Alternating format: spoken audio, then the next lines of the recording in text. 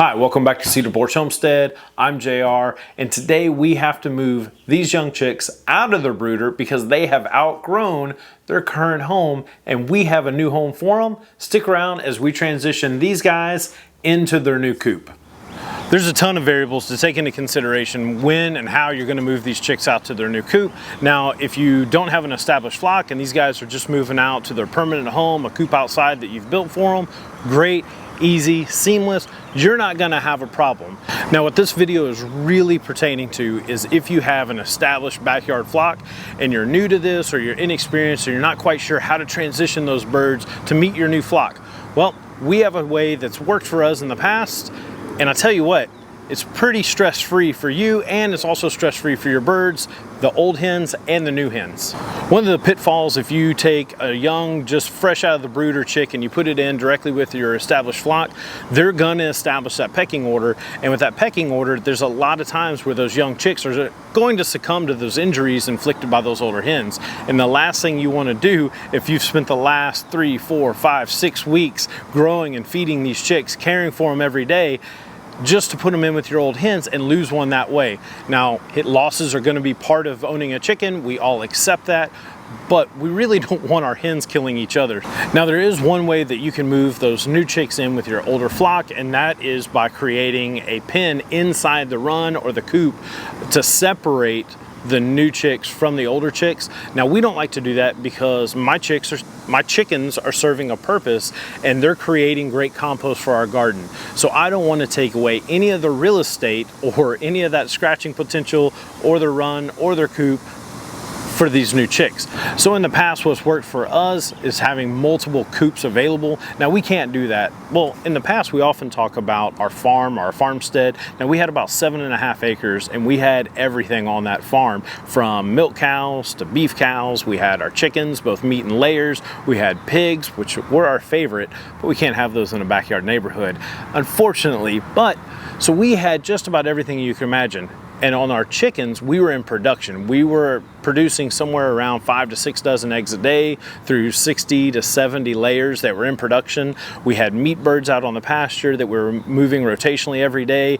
We had brooders that were set up for our up and coming, either meat birds or layer pullets. So we had a lot going on, and we had everything from a mobile outside tractor that we moved around the pasture to we had mobile tractors that we moved our meat birds around in every day. We had a coop that we set up for a brooder that was also set up to overwinter our laying hens so they weren't out on the pasture. We had also a pen that was called Death Row. I'll let you use your imagination as to what that one was used for, but that was for a grow out pen for things that weren't going to last long on the farm. Now, we don't have the room. We're only on about ½ acre here in the neighborhood, and we don't have the room or really the inclination to add all those coops back. But what I do have is a rabbit tractor that we're not using right now. So I have several weeks before we're gonna have rabbits ready for that. So I'm gonna use it and kind of alter it a little bit to fit the needs that we have for these pullets right now. Now, there's a couple reasons why we like to move these new chicks out on grass or out on a mobile tractor, and that is, one, it's going to reduce our feed bill because they're going to have a fresh salad bar or fresh grass every day, maybe once or twice a day depending on how often we move them. And also, they're going to have bugs for protein. They're going to scratch around and be the most chicken that they can be. And that's going to lower our feed bill because they're not going to need those crumbles that we feed them as much. Now, we also like the fact that they leave behind really nitrogen-rich deposits in their wake. As we move this tractor up every day, you're going to see a landing strip of fresh scratched grass with those nitrogen-rich manure droppings left behind. And within just a few days, grass typically responds really well to those nitrogen deposits. It's like putting a great fertilizer directly on your yard, and your grass is gonna love you for it. And also, it lowers your feed bill. Now, there's just a couple alterations we need to make to this rabbit tractor to make it into a chicken tractor. The first thing is gonna be the watering system. Now, the watering system we have has rabbit nipples, these little brass nipples that are attached to this PVC for an automatic water. Well, that's easy enough. It takes the same fittings for our poultry cups, but because the poultry cups won't fit through the wire, we're gonna have to move that PVC inside the coop and wire it in. Not a big deal, really quick. Now, As far as their feed, now what I might have to do is put a feeder in that's hanging from the ceiling. I hope I don't have to do that, because I'm going to use these rabbit feeders and see if they will hold and the chickens will eat out of them, and I think they will. Chickens are not the dumbest animals on the planet, so they can kind of figure out where their food comes from. So I think that's going to work without me having to put a chicken feeder inside that rabbit tractor.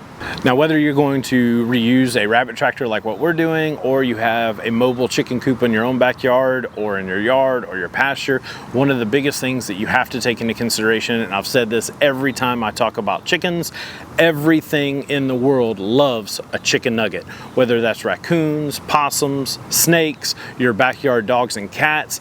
Everything loves a good chicken nugget. So you're going to need to have these chickens protected, and the way to do that is through essentially a bomb-proof chicken run or chicken coop that you're going to be able to move around.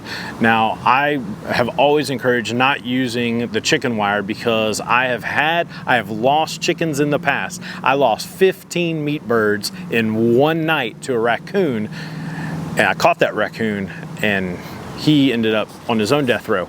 But we relocated him. How about that? We relocated him to heaven. And sorry, I'm cracking myself up. So that's what happens if you don't have a good wire protecting your chickens. Now, what I do encourage people to use is a 1/2 inch by 1/2 inch welded wire. In this case, we're going to be using 1/2 inch by 1 inch rabbit wire, which is 16 gauge, which is stronger than the welded wire, and I don't foresee it being a problem at all. So why are we moving these chicks today? Well, they're between 5 and 6 weeks old. They're fully feathered. The days have warmed up. We just got finished having a little bit of rain, so the grass is really starting to rejuvenate for this springtime warming. It's going to be great for the chicks.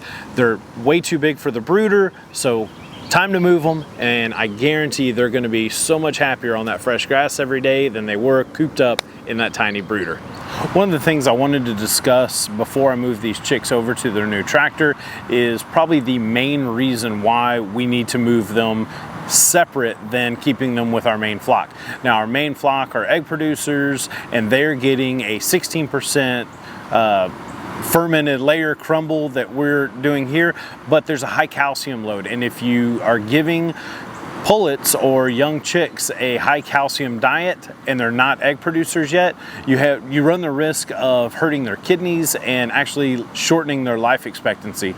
So it's really important for your new hatchlings, your pullets, your new chicks that you're raising up before they hit about 18 weeks, they need to be getting a grower feed, a starter or a grower feed, and that needs to be somewhere in that 20% protein range, and the ingredients are going to be much different than what you're going to be feeding your established layers.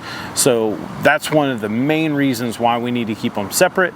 And I'm about to fill these feeders up, and we are just about ready to move these chicks over to their new tractor.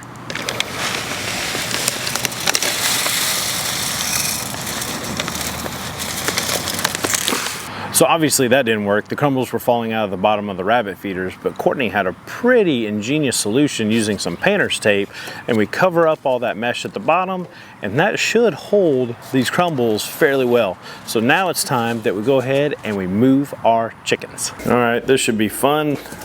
We haven't spent a whole lot of time holding these or messing with these chicks, so we'll see what I can do.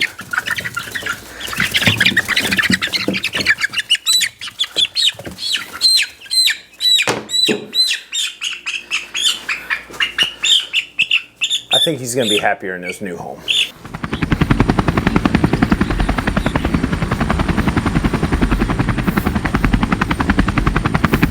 Okay, I need to make sure that they know where their water is and their food.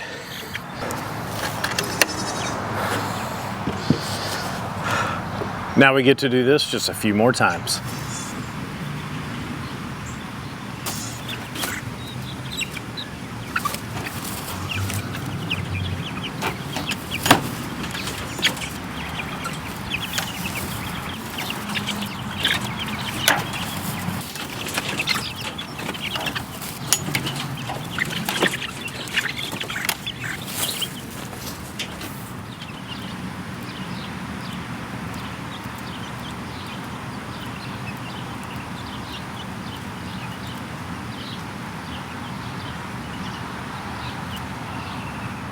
Well, it's been a couple days and the chicks have settled in nicely. However, not everything has worked to plan. Now, when I said earlier that chickens were not the dumbest animals on the face of the planet, it turns out I was wrong. Our chickens are quite stupid. Now, we didn't run into any problems until we tried to move them that following day. And guess what? I didn't think ahead, so maybe I'm the stupid one. Yeah, that's true. However, there is a cattle panel on the bottom of our rabbit tractor, and that is catching the chicken's legs. Now, I didn't take that into account because I thought, well, our rabbits don't have a problem with it, and these chickens shouldn't have a problem with it either. We'll move it up nice and slow. They can walk with it. It's not going to be a problem. However, our chickens are dumb. So there's a couple things that we can do. I can pull that cattle panel off and we can move them up just like what we've done with our other chicken tractors in the past. I could actually put a piece of board in there as I move them and just take that in and out every day as we're moving them up. They could stand on that as we're moving them up. I'm not gonna do either one of those things because, well, I'll tell you what I am gonna do. I'm gonna move this to a place right next to my garden. I'm gonna let them pick it dry, get all the grass seed, leave their little deposits behind. And I'm gonna do that over the next week because we're gonna build a flower garden. Courtney gave me the go-ahead. We're going to be bringing meat chickens onto our backyard homestead later on this year. So she said, why don't you just go ahead and build them a chicken tractor that they can go ahead and grow out in. When they're done and ready to join the flock, we will have our meat chickens for this year. So if that works for me, you heard it here. This is a project I'm really excited about this year. So I encourage you, go ahead, hit that subscribe button, give us a thumbs up, hit that notification bell so you're notified when we have new videos, because that's not a video I think you're gonna wanna miss, because I enjoy it and it's gonna be a great process of how we do that on such a small scale. And I'm really excited about that. Meanwhile, if you're wondering when these guys are going to start laying eggs, hit this video here. Other than that, we will see you on the next one. Thank you so much.